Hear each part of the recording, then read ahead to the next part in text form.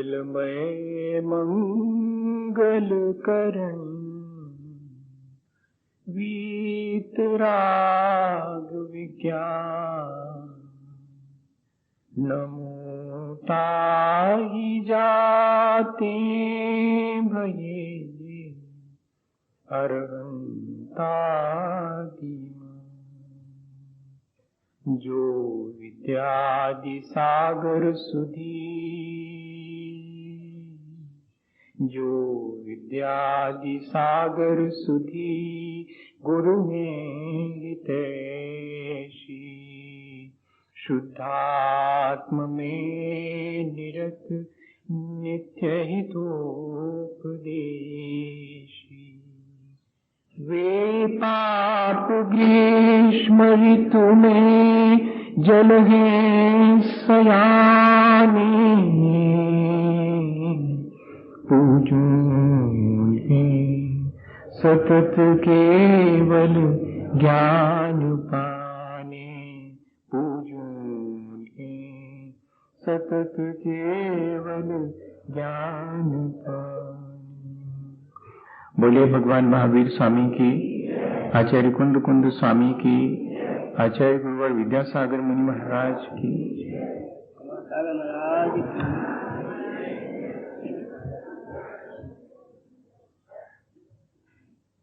हम सभी लोग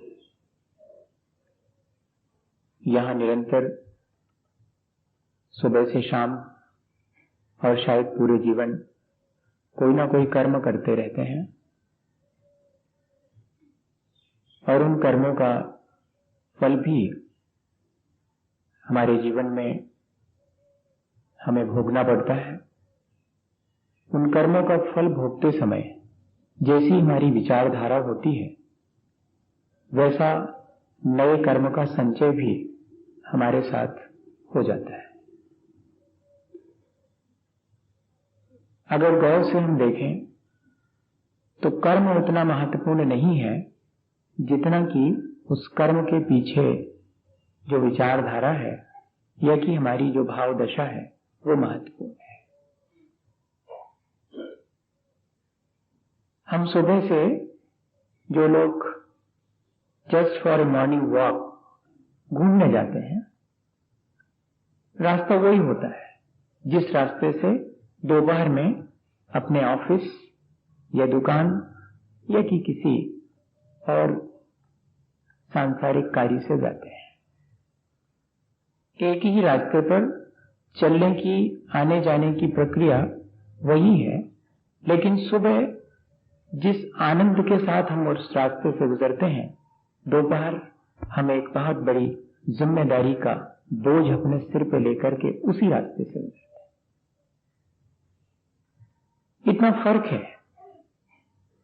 एक कर्म हम अत्यंत सहज होकर करते हैं, सुबह से घूमने जा रहे हैं, कोई टेंशन नहीं है मन में, बड़ी प्रसन्नता है। दोपहर काम से जा रहे हैं, काम की जिम्मेदारी, काम का बोझ सिर पर है, वैसी भाव दशा अब नहीं है, जबकि हम आने जाने का ठीक वैसा ही जैसा सुबह हमने कार्य किया था वैसा ही दोपहर में कर रहे हैं। तब हम इस निर्णय पर पहुंचते हैं कि हम जो भी कर्म करें उसमें हमारी भाव दशा जरूर हम ध्यान में रखें। कर्म तो सब करना है, सुबह से शाम तक, एक गृहस्थ को भी करना है, एक साधु को भी करना है। दोनों के कर्म कुछ हद तक एक जैसे दिखाई पड़ सकते हैं। आना जाना, खाना पीना, बोलना, उठना बैठना, सोना, यही ना कर्म हम दिन भर में करते हैं। सो श्रावक भी करता है और साधु भी करता है। एक में सहजता है और वीतरागता है, तो बंधन अल्प है और कर्मों का संचय भी अल्प है, बल्कि जो संचित कर्म है वो धीरे धीरे डिसोसिएट भी हो रहे हैं, आत्मा से हट भी रहे हैं। और दूसरी प्रक्रिया है जिसमें बहुत इंडल्ज होकर के, बहुत राग द्वेष से युक्त होकर के, बहुत तनावग्रस्त होकर के, बहुत चिंतित होकर के, मन को मलिन करके और हम कर्म कर रहे हैं आगे के लिए हमारा संचय भी उतना ही अधिक हो रहा है, और इतना ही नहीं, जो कर्म पहले बांधे थे वे हटे तो बिल्कुल नहीं, बल्कि वे हमारे साथ और अधिक प्रगाढ़ रूप से और अधिक डोमिनेट होकर के हमारे साथ बाइंड अप हो गए। कितनी सीधी सी चीज है अगर हम समझना चाहें तो। हम उतना ध्यान अपने कर्मों पर न दें जो शरीर से किए जाने वाले हैं, उससे ज्यादा हम ध्यान दें जो हम निरंतर अपने मन में विचार करते हैं, और उन विचारों से प्रेरित होकर हम जो वाणी बोलते हैं, उन विचारों से प्रेरित होकर हम जो शरीर से क्रियाएं करते हैं। वाणी और शरीर से होने वाली क्रियाएं हमारे अपने मन से रेगुलेट होती हैं। तो हम क्यों ना अपने मन को ठीक ठीक संभालें। मन ही बंधन का कारण है, मन ही मुक्ति का कारण है। आचार्य भगवंतों में बहुत संक्षेप में बंध और मोक्ष की प्रक्रिया लिख दी। आज अपन इस कर्म बंध की प्रक्रिया का उपसंहार करने जा रहे हैं। रत्तो बंधति कम्मम मुंचति जीवो विराग संपन्नो एसो जिनो विदेशो तम्हा कम्मेसु मारज्य। एक गाथा में आचार्य कुंद कुंद स्वामी के चरणों में बैठे तो वे कहते हैं कि रत्तो बंधति कम्मम मुंचति जीवो विराग संपन्नो। यहाँ राग और द्वेष हमारे बंधन का कारण है। हम स्वयं अपने राग द्वेष से बाइंड अप है। कोई हमें यहां बंधन में डाल रहा है ऐसा नहीं है। लगता तो यही है कि जैसे किसी ने हमें इस संसार में, संसार के बंधनों में डाल दिया हो, मजबूर कर दिया हो। अगर ऐसा कुछ होता तो हम तो जाकर के उस व्यक्ति के पास में दया की भीख मांग लेते कि भैया बहुत दिन हो गए, अब तो छोड़ो। लेकिन ऐसा नहीं है। हम ही छूटना चाहें तो क्षण भर में छूट सकते हैं, लेकिन क्या करें, हमारी आदत जगह जगह बंधने की हो गई है। कोई हमें बांधता नहीं है। हमारी आदत स्वयं बंधने की हो गई। हम अपने शरीर से बंधे हुए हैं, हम अपने विचारों से बंधे हुए हैं, अपनी भावनाओं से बंधे हुए हैं। हम अपने परिवार, अपने प्रांत, अपनी भाषा, अपनी जाति, अपने देश, पता नहीं किन किन चीजों से हम बंधे हुए हैं। हमने अपने आप को इन चीजों से बांध लिया। हम लोग हमेशा कहते हैं कि कमिट करो किसी भी चीज के लिए, तय करो। हम इसी तरह तो अपना बंधन स्वयं अपने हाथ से बांधते हैं। कमिट करना क्या चीज? बाइंड अप होना है, एक बंधन है, लेकिन वो बंधन बड़ा सुखद मालूम पड़ता है। तय कर लेना सुखद मालूम पड़ता है। महाराज आप तो कह दो क्या करोगे, शाम को क्या करोगे, कल क्या करोगे, आप तो 4 महीने तक का हिसाब बता दो, आगे तक का। हम लोगों को इस तरह के बंधन में रुचि है। हम प्रतिक्षण उन्मुक्त होकर के सहज भाव से जीना पसंद नहीं करते। हम आगे तक का हिसाब बना के फिर उसके बाद वर्तमान में जीने की कोशिश करते हैं। और सारा झगड़ा संसार का इतना ही है। जो वीतरागी है वे इस तरह के किसी भी बंधन में पड़ना स्वीकार नहीं करते हैं। इसलिए वे सबके बीच रह करके भी उससे मुक्त हो जाते हैं। रत्तो बंधति कम्मम मुंचति जीवो विराग संपन्न। उसी संसार में रह करके कोई मुक्त भी हो सकता है क्या? हाँ, मुक्त भी हो सकता है। अनंत भगवान शरीर में रह करके भी शरीर से मुक्त है, जन्म मरण से मुक्त हो गए और उसी संसार के बीच हैं। हमने उनको एक समोशरण के बीच बिठा रखा है, लेकिन वे समोशरण के बीच गंधकुटी में भी सिंहासन और कमल, कमल से भी 4 अंगुल ऊपर अलिप्त सबसे स्पष्ट दिखाई पड़ते। वो इस बात का मैसेज देते हैं कि हमेशा इन चीजों से, इनके बीच रह करके भी अलिप्त होने की कोई विद्या सीख लो। चीजें सब ज्यों की त्यों हैं, लेकिन हमारी अलिप्तता उनके साथ बनी रहे तो फिर चीजें हमें बंधन में नहीं डालती हैं। हम स्वयं बंधन स्वीकार कर लेते हैं। आचार्य महाराज से जब भी कोई पूछता है, अक्सर लोग पूछा करते हैं, वो बड़े मजे के जवाब देते हैं आचार्य श्री। तो किसी ने कहा कि महाराज हम तो बड़े परेशान हैं हमारी आदत से। अच्छा क्या हुआ? तो महाराज वो सिगरेट की आदत हमारी पड़ गई है, वो छूटती नहीं है। क्या करें महाराज, कुछ उपाय बताओ। तो आचार्य श्री ने क्या जवाब दिया? अरे कोई ज्यादा कुछ नहीं करना है, ज्यादा कठिन काम थोड़ी है, आप ऐसा कर दिया करें, दोनों उंगलियों को ऐसे जोड़ा मत करें, दोनों उंगलियों को ऐसे खाली छोड़ दिया करें, देखेंगे क्या होता है। मतलब क्या है? सिर्फ इशारा है इस बात का, हमारी मुट्ठी कैसे खुले, हमारे बंधन से हम मुक्त कैसे हों, ये पूछने पर मुट्ठी बांधते क्यों हैं हम? वो तो खुली हुई है। बंधन हम स्वयं अपने जीवन में स्वीकार करते हैं। मुक्ति हमारा स्वभाव है, बंधन हमारा स्वभाव नहीं है। और जिस दिन हम जो है और बंधन छोड़ देवें अपने हाथ से, तो मुक्त तो हम है ही। मुक्ति का कोई अतिरिक्त उपाय करने की हमें आवश्यकता नहीं है। वो जो बंधन का हम अतिरिक्त उपाय करते हैं, उस बंधन के उपाय को हम अगर छोड़ देवें तो कोई हमें यहाँ पर बंधन में डाल नहीं सकता। और बंधन का उपाय एक ही है, राग और द्वेष। तम्भा कम्मेसु मा रज्य, इसलिए कर्मों में रचो पचो मत। कर्म तो करो, लेकिन कर्म में रचो पचो मत, उसके फल में भी आसक्त मत हो।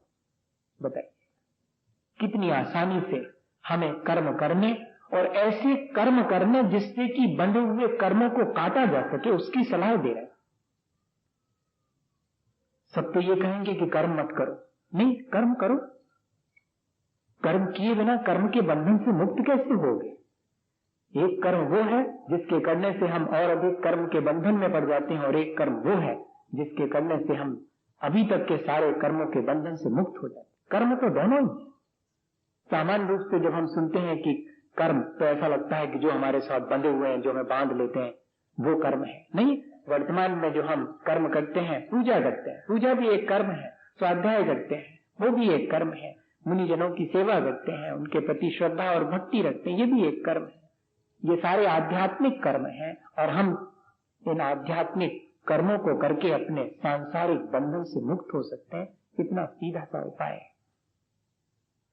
लेकिन क्या करें, हमारे अपने जो हमने पहले कर्म किए हैं, उनका दबाव हमारे ऊपर इतना है कि वर्तमान के हमारे कर्म, जो कि सांसारिक हो चाहे आध्यात्मिक हो, दोनों में बहुत मुश्किलें और बहुत बाधाएं आती हैं। पहले जरा सी इस चीज को समझ लें एक छोटे से उदाहरण से, कि कैसे हम अपने हाथ से कर्म के बंधन से बंध जाते हैं और कैसे हम चाहें तो मुक्त हो सकते हैं। मैंने शायद ये उदाहरण पहले भी सुनाया है, पर अपन एक बार उसको रिवाइज कर रहे हैं कि एक छोटा सा बेटा पहुंचा था साधु बाबा के पास में कि महाराज, यहाँ इस संसार में जो है वो बंधन कैसे होता है और कैसे हम मुक्त हो सकते हैं इस संसार से। तो उन्होंने कहा, अरे तुम हमारे पास रहो, हम बता देंगे। जाओ पहले एक दिन हमारा काम करो, वो जो सामने पेड़ लगा है, उस पेड़ को तुम जितना तकलीफ दे सको उतनी तकलीफ दो, तोड़ो, उसको पत्थर फेंको, उसके फल सब तहस नहस कर दो, जितना तुमसे बने उसका अहित उतना करो। उसने कहा, ये कौन सा काम सौंप रहे हैं आप, जाओ तो देखो कैसा लगता है। गया, उससे जितना बना उसने बिगाड़ किया उसका, वापिस लौटा, पूछा कैसा लग रहा है, अच्छा नहीं लग रहा, मन बहुत भारी है, सो जाओ। सुबह उठा, ढंग से नींद नहीं आई, यही लगता रहा कि कौन सा ऐसा काम मैंने कर लिया जिससे मन बहुत भारी हो गया, ये काम तो अच्छा नहीं है। दूसरे दिन गुरुजी ने पूछा कि रात नींद आई? बिल्कुल नहीं आई, बहुत दुख होता रहा, आपने ऐसा काम क्यों मुझे करने को कहा? अरे तो जाओ, फिर अब जाओ और जाकर के उससे क्षमा मांगो। क्षमा मांगो कि कल मैंने जो तुम्हारा बिगाड़ किया था वो मेरी गलती हो गई, और जरा उसको पानी दो, पत्तों को संभालो, उधर जो कचरा फैल गया है उस सबको हटाओ। लग गया वो काम में, माफी मांगी पेड़ से जाकर, रोया खूब पेड़ के पास जाकर के, पत्ते सब ठीक ठाक किए, फल जो टूट गए थे उनको भी दुरुस्त किया, पानी सींचा, बड़ा मन गदगद हो गया। शाम को लौटा, गुरुजी ने कहा कैसा लगा? बहुत अच्छा लगा, बहुत आनंद आया। तो वो जो कल तुमने कर्म किया था उससे थोड़ी सी राहत मिली, बहुत राहत मिली। कल तो मन बिल्कुल भी नहीं शांत था, बड़ा अशांत था, लेकिन आज जब मैंने वृक्ष के प्रति ऐसा व्यवहार किया तो मुझे लगा कि वृक्ष ने मुझे माफ कर दिया होगा, कल के मेरे कर्म को वृक्ष ने माफ कर दिया होगा। कल के मेरे कर्म से मैं आज का कर्म करके ऐसा लगता है जैसे मुक्त हो गया हूं। कल के मेरे अपराध से आज मुझे मुक्ति लग रही है। बताइएगा, ये तो एक छोटा सा उदाहरण है, क्या यही उपाय नहीं है अपने बंधन और मुक्ति का? जिस कर्म के करने से हमारे ऊपर जैसे छाती पर किसी ने पत्थर रख दिया हो, सारा दिन व्यथित होता है, वे सारे कर्म हमारे संसार बढ़ाने वाले हैं और वे सब सांसारिक हैं, और जिनमें हमारा मन प्रफुल्लित होता है, जिनके करने से मन हल्का हो जाता है, वे कर्म हमारे उन कर्मों को काटने वाले हैं, अभी उनसे मुक्ति दिलाने वाले हैं, लेकिन संसार से मुक्ति दिलाने वाले नहीं। हमारे पाप से मुक्ति दिलाने वाले हमारे सत्कर्म हैं, लेकिन संसार से मुक्ति तब होगी जब सद और असद दोनों कर्मों के बीच में समता भाव होगा, तब मुक्ति होगी। और वो सीखना हो तो वृक्ष से सीख लें। पहले दिन जब चोट पहुंचाई थी तब भी वैसे ही खड़ा था, दूसरे दिन जब क्षमा मांगी तब भी उतने ही अलिप्त खड़ा हुआ है। क्या ऐसा ही हम अपने जीवन में किसी क्षण कर सकते हैं? तीनों चीजें हमारे सामने हैं।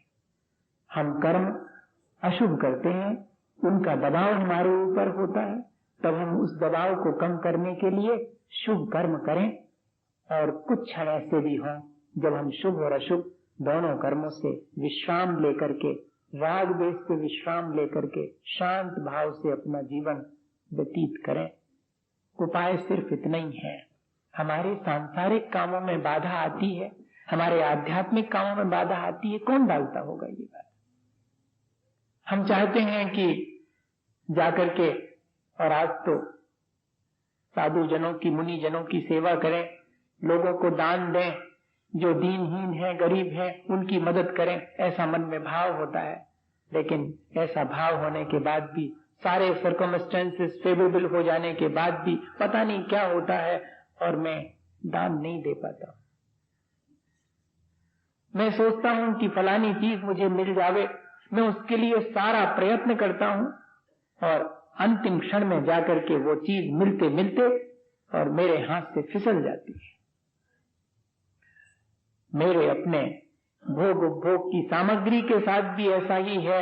मैं बहुत प्रयत्न करके खाने की थाली सामने सजा के रख लेता हूं और मुंह में जो बहुत दिन से प्रतीक्षित था मेरे लिए प्रिय रसगुल्ला, वो हाथ में और मुंह में आने आने को था, और उतने में ही मोबाइल पर घंटी बज गई और एक ऐसी खबर जिसने कि उस रसगुल्ले को मुझे वहीं के वहीं रखने को मजबूर कर दिया और उठ करके मुझे उस काम के लिए जाना पड़ा। ये मेरे भोग की सामग्री में बाधा किसने डाल दी? मेरे उपभोग की सामग्री में बाधा कौन डालता है?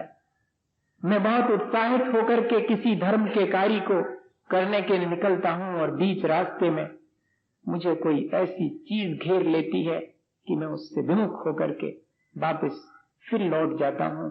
सारा उत्साह खत्म हो जाता है, मैं निरुत्साहित हो जाता हूं। ऐसा कौन सा मेरे भीतर ऐसा कौन सा परिणाम या मेरे भीतर ऐसा कौन सा कर्म पड़ा हुआ है जो मेरी इन सब चीजों में बाधा डालता है?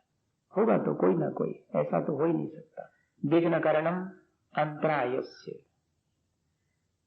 आचार्य भगवंतों का एक ही सूत्र है। सारे कर्मों में जैसे मोहिनी कर्म अत्यंत प्रबल है, ऐसे ही सबसे छिपा हुआ और अचानक हमारे सामने आने वाला कर्म अंतराय कर्म है। सकल गेय गायक तदपि निजानंद रसलीन, सो जिनेन्द्र जयवंत नित अरि रज रहस विहीन। अरि के मायने शत्रु, सबसे बड़ा शत्रु मोहिनी कर्म, और धूल के समान हमारे ज्ञान दर्शन को आवृत करने वाला रज अर्थात धूल, ज्ञानावरण और दर्शनावरण, और रहस्य मिस्ट्री जिसको कहते हैं, कब आएगा पता नहीं, रहस्य है, उसे कहते हैं अंतराय। अंतराय अत्यंत रहस्यमय है। हम सारी इंतजाम कर लेते हैं और अचानक ऑल ऑफ सडन जिसको कहते हैं, हमें कहने को मजबूर होना पड़ता है कि इन स्पाइट ऑफ मी, मेरे बावजूद, मेरी सारी तैयारों के बावजूद सब धरा रह गया, वहीं के वहीं, करो क्या करते। और कहीं से पता नहीं लगता, थोड़ा इंडिकेशन हो जाता कि ऐसा होने वाला है, नहीं, असाता के उदय में तो थोड़ा सा पता लगता है कि बस अब असाता आने वाली है, लेकिन अंतराय के उदय में पता नहीं लगता है कि कब क्या स्थिति बनेगी। और वो कर्म भी हमने अपने लिए स्वयं बांधा है, और बांधते कैसे हैं ये देख लें हम, तब फिर वो उदय में आकर के अपना फल देता है, ये तो दिखाई पड़ता है, लेकिन कब बन जाता है ये दिखाई नहीं पड़ता, और कब फल देगा ये भी दिखाई नहीं पड़ता। जब फल दे चुकता है तब दिखाई पड़ता है कि अरे ये। कितनी बार हमारे जीवन में हम ये अनुभव करते हैं, कितनी बार इस चीज को हमने अपने जीवन में स्वयं झांक करके देखा है कि कितना मन होता है कि दान दे दे, 4 पैसे हाथ में भी हैं, लेकिन इतने जल्दी मन बदल जाता है। देने का मन जितनी देर से होता है, नहीं देने का उतने जल्दी हो जाता है। धर्म करने का उत्साह जितनी मुश्किल से होता है, निरुत्साहित हम उतनी जल्दी हो जाते हैं। जरा सा किसी ने कह दी, श्रद्धा बड़ी मुश्किल से जमती है, और किसी ने जरा सी बात कह दी, श्रद्धा 1 मिनट में, हाँ ठीक। ये क्या चीज है? ये अंतराय कर्म है। इस पर हमें विचार करना चाहिए। अगर हमारे जीवन में ये हमें दुख दे रहा है अंतराय कर्म, तो वो हमारे अपने कौन से परिणाम होंगे जिससे कि हमारे साथ ये बंध गया है। तब हम आसानी से उन परिणामों से वर्तमान में बच करके आगे के लिए अपने अंतराय को टाल सकते हैं। महाराज कुछ उपाय बताओ, कोनो मंत्र दे दो, बड़ी मुश्किल है, आर्थिक रूप से बिल्कुल मुश्किल में है, दुकान ठीक से नहीं चलती है, जहां हाथ लगाओ वहीं पर जो है बिगाड़ होता है। कोशिश तो बहुत कर रहे हैं, पुरुषार्थ बहुत कर रहे हैं, लेकिन 2 जून का भोजन बामुश्किल मिल रहा है। आप कुछ बताओ। भैया किसी से पूछने जाने की आवश्यकता नहीं है, न कोई इसके लिए कुछ मदद कर सकता है। अगर कोई मदद कर सकता है, कोई उपाय हो सकता है, तो अपने परिणामों को हम संभाल लेवें तो हमारे अंतराय कर्म आसानी से दूर हो सकते हैं। जब सांसारिक चीजों में बाधा आती है तब भी आध्यात्मिक कर्म करने की सलाह दी गई, और जब आध्यात्मिक कर्म करने में बाधा आती है तब और अधिक आध्यात्मिक कर्म करने की सलाह दी।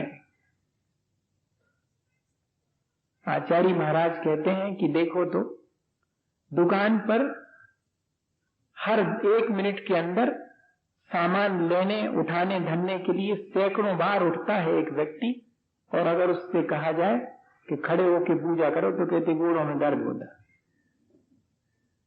भैया अच्छे से बैठ करके जाप दे लो, कितनी वो दर्द होता बहुत, हम 5 मिनट ज्यादा बैठ नहीं सकते। अच्छा, और वहां दुकान पर इसके मायने क्या है? इसके मायने हैं कि मैंने ऐसा खोटा कर्म बांध लिया है जो मुझे संसार बढ़ाने में तो बाधा नहीं डालता, मेरे संसार को घटाने वाले कार्यों में बाधा डालता है। वो मुझे सलाह देता है भीतर बैठा बैठा, इसमें आनंद है, दूसरी इतनी चीज नहीं है। वो कर्म ही सब कुछ करता है ऐसा नहीं, हमारे वर्तमान का इंटरेस्ट भी उसके साथ। जैसा हमने अपना स्वभाव बना लिया होगा वर्तमान में, जिस चीज में हमें रुचि आती होगी वो चीज आसानी से हम कर पाएंगे, बाकी चीजों में मुश्किलें खड़ी होंगी। ये भी ध्यान रखना, ऐसा नहीं समझना कि मुश्किलें सब हमारे पुराने कर्मों से ही खड़ी होती, अपने वर्तमान के कर्मों से भी हम अपने जीवन में मुश्किलें खड़ी करते हैं, ऐसा नहीं समझना। हम लापरवाही करें और कर्म को दोष देवें कि क्या करें, हमें बाधा पड़ रही है, अब अपन खुद ही प्रयत्न नहीं करें कर्म के बारे में तो तब कहा जाएगा जबकि सारे प्रयत्न करने के बाद, सारी सिचुएशन फेवरेबल होने के बाद फिर काम बिगड़ जाता है, तब फिर मानना पड़ेगा कि कोई ऐसा कर्म मेरे साथ जुड़ा हुआ है जो मुझे बाधा डाल रहा है। आज तक मुक्ति दिलाने वाला कोई कर्म नहीं हुआ है। कोई कर्म 148 कर्म प्रकृतियों में जिसके उदय में मुक्ति हो जाए है? किसी ने पढ़ा हो तो बताया हो। कर्मकांड पढ़ने वाले तो बहुत होंगे लोग, नहीं? 148 कर्म प्रकृतियों में कोई भी ऐसा कर्म नहीं है जिसके उदय में मुक्ति हो जाए। तीर्थंकर प्रकृति का उदय भी हो तब भी बैठे रहो, सबको उपदेश दो, अब मुक्त नहीं हो सकते जब तक तीर्थंकर प्रकृति का उदय है। हाँ, कोई भी कर्म का उदय मुक्ति नहीं दिलाता, मुक्ति में बाधा जरूर डालता है कर्म का उदय। हम ये सोचें कि हमारी मुक्ति में कोई कर्म का उदय आएगा, नहीं, मुक्ति हमारे पुरुषार्थ से होगी। पुरुषार्थ में बाधा डाल सकता है कर्म। तब फिर मुझे क्या करना चाहिए? मुझे जब बाधा डाले कर्म तो मुझे ऐसा कर्म करना चाहिए जिससे कि उस बाधा को मैं दूर कर सकूं। बस इतने ही का उपाय है। अगर अंतराय कर्म मेरे कामों में बाधा डालता है तो फिर मैं ऐसा काम करूं जिससे कि मेरी वो बाधा दूर हो जाए। मैं ऐसे काम न करूं जिससे कि और अधिक मेरे जीवन में बाधा आ जावे। आचार्य भगवंतों ने इस सूत्र के लिए व्याख्या करते हुए अकलंक स्वामी ने तो बहुत सारी बातें लिखी हैं।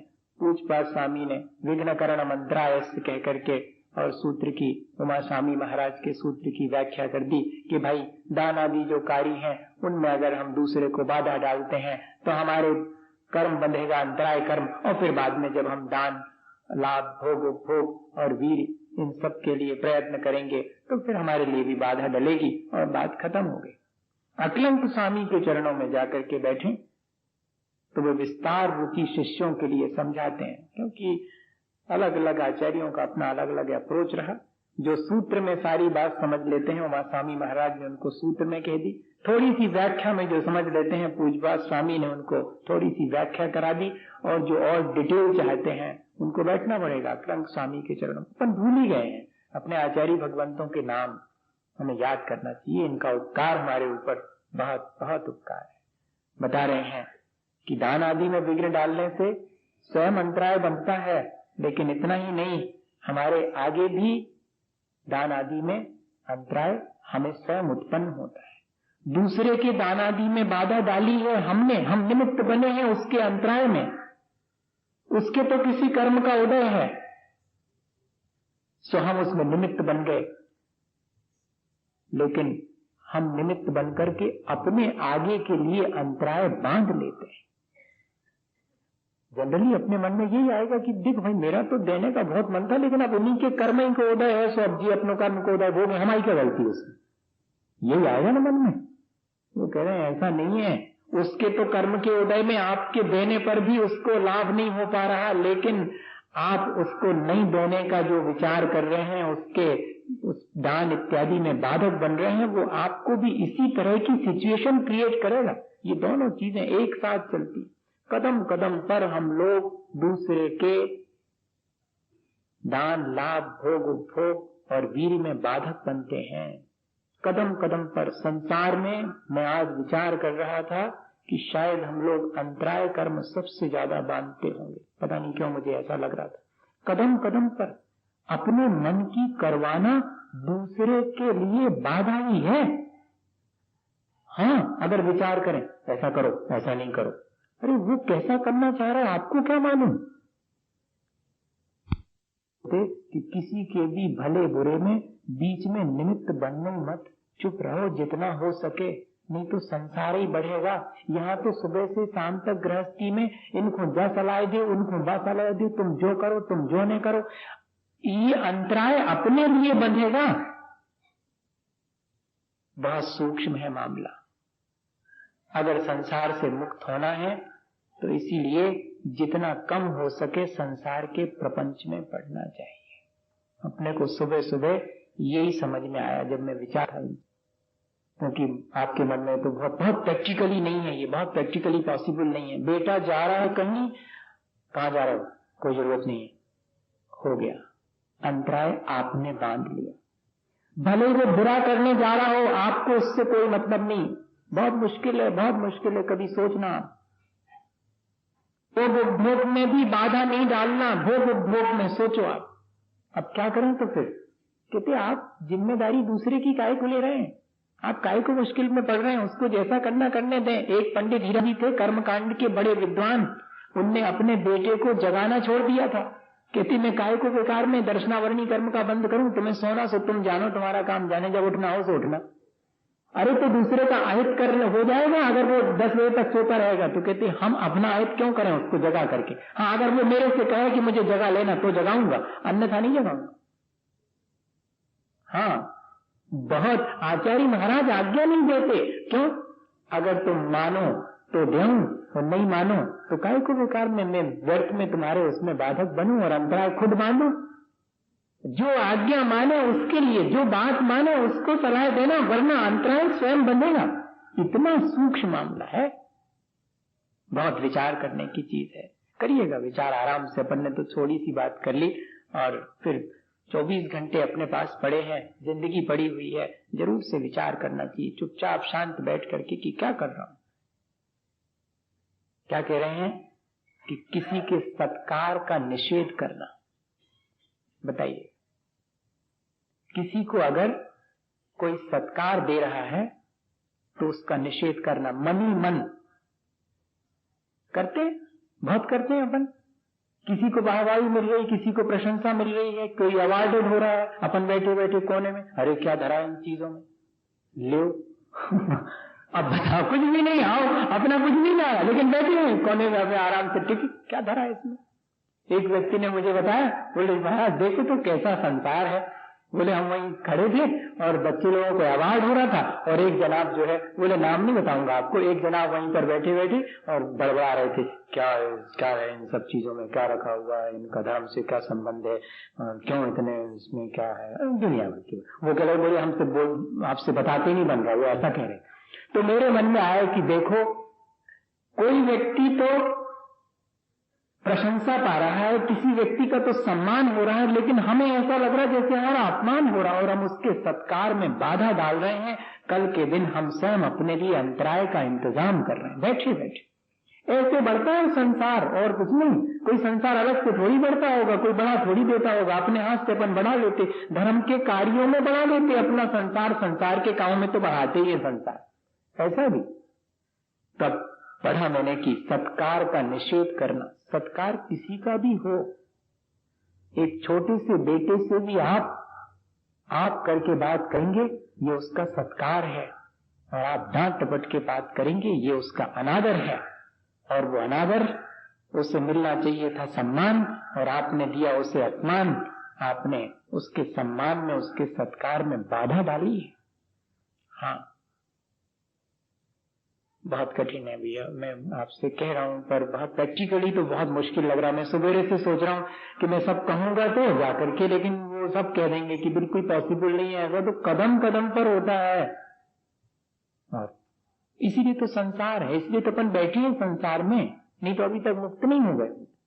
यही वजह है, नहीं संभाल पाते हैं अपन, क्योंकि आदत वैसी पड़ गई। कह रहे हैं स्वयं के पास जो वस्तुएं हैं उनका त्याग करने की भावना नहीं होना, ये अंतराय का बंध। बताओ, किसी की उसमें बाधा नहीं डाली अपन ने, सोचो, लेकिन जो चीज अपने पास है वो दूसरे को देने का मन नहीं बन रहा है, इसका मतलब है आपके अंतराय बंधेगा। अब बताओ, कोई व्यक्ति अगर त्याग नहीं करे तो अंतराय कर्म का निरंतर बंद हो रहा है, ये ध्यान रखना। इसलिए बहुत लोग पूछते हैं कि हम तो रात में खाते ही नहीं है, लेकिन हम कोई जरूरी है कि त्याग करें, हम तो वैसे ही नहीं खाते। मत करो त्याग, आप भले ही नहीं खाते लेकिन अंतराय का बंध निरंतर हो रहा। त्याग कर सकते थे और त्याग नहीं किया, इसलिए निरंतर अंतराय का बंध हो रहा। भले ही आप नहीं करते, बहुत सी ऐसी चीजें जो अपन नहीं करते, लेकिन उनका त्याग करा क्या अपन ने? नहीं करा, करते भी नहीं है और त्याग भी नहीं करा। तो कह रहे हैं कि अगर त्याग नहीं करा तो निरंतर अंतराय कर्म का बंध होता चला जाता है। बहुत सूक्ष्म है। दूसरे के वैभव को देख करके विस्मृत होना, सम्यक दृष्टि दूसरे के वैभव को देख के विस्मृत नहीं होगा। वो कहेगा पुण्य का फल है, ठीक है, बढ़िया है, विस्मृत होने की आवश्यकता नहीं। विस्मृत होने से क्या होता है, भीतर भीतर धीरे धीरे करके उसके धन पैसे से ईर्ष्या जागृत होती, फिर बाधा डालने की इच्छा होती। इसलिए विस्मृत नहीं होना। मुनि महाराज भी जब अपनी तपस्या के फलस्वरूप किसी के वैभव को देखकर, नारायण इत्यादि के वैभव को देख के विस्मृत होते हैं, मन में विचार आता कि मुझे भी ऐसा मिले, तो सारी तपस्या के फलस्वरूप उतने ही सा फल मिलके रह जाता जितने नारायण प्रति नारायण के ये जो पद हैं वो मुनि बन करके अत्यंत तपस्या करने पर, ऐसा निदान कर लेने पर प्राप्त होते हैं। ये ध्यान रखना। ये यही है कि दूसरे का वैभव देख करके चकित मत होना, विस्मृत मत होना, अन्यथा आप कल के दिन मन में वही चाहेंगे अपनी तपस्या के फलस्वरूप भी, और ये अंतराय के बंध का कारण है। उतनी सी चीज मिल जाएगी, बहुत मिल रही थी, थोड़ी सी मिल करके रह जाएगी। ऐसा बहुत होता है अपन लोगों के जीवन में। वो कह रहे हैं कि त्याग करने के बाद उस चीज को पुनः ग्रहण करने का भाव हो जाना, भगवान के सम्मुख जो भी हम भेंट स्वरूप चढ़ा देते हैं मंत्र बोल करके, उसे पुनः ग्रहण करने की भावना होना या ग्रहण कर लेना, ये अंतराय का बंध का कारण। अर्थात देव द्रव्य, उस दिन अपन ने पढ़ा था, देवधन नीच गोत्र के बंध के कारण में और अशुभ नाम कर्म के बंध के कारण में भगवान को जो अपन ने जो धार्मिक कार्यों के लिए राशि भेंट की है उसे रखे रहना, देने में आनाकानी करना, दे दूंगा साल भर बाद देना, ये सब निरंतर अशुभ नाम कर्म और नीच गोत्र के बंध के कारण बनते हैं। और यहाँ तो जो सामग्री अपन ने भेंट स्वरूप उपहार स्वरूप दे दी, उसे पुनः ग्रहण करने के भाव हो जाना। काय को दे दी, हमारी है, देने के बाद भी हमारी है, हमने दी थी इनको, देखो तो गिफ्ट दे दी उसको, और फिर बाद में जब उसके हाथ पेन दे दिया, जब उसके हाथ में देख ये हमने दिया था इनको। अब बताओ आप, अरे दिया था तो दे दिया। अब इसका मतलब है कि अभी भी आपको उसके प्रति राग है, और वो राग निरंतर आपके अंतराय कर बहुत मुश्किल।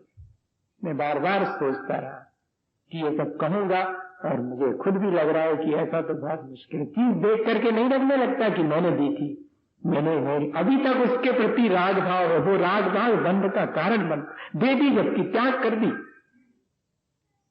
तो आचार्य भगवंत कितना माइन्यूटली उन चीजों को जानते थे, बताइए। वो कह रहे हैं कि त्याग की हुई चीज के प्रति भी फिर से राग भाव या ग्रहण भाव बना रहे तो अंतराय कर्म बनता है।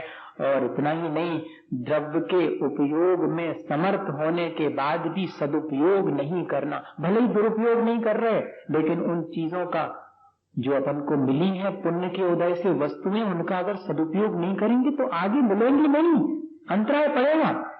हाँ, चीजों का उपयोग किया नहीं, अगर आपने दुरुपयोग किया तब तो है ही, और सदुपयोग नहीं किया तब भी अंतराय कर्म का बंध। फिर कह रहे हैं दूसरे की शक्ति का अपहरण कर लेना। कैसे?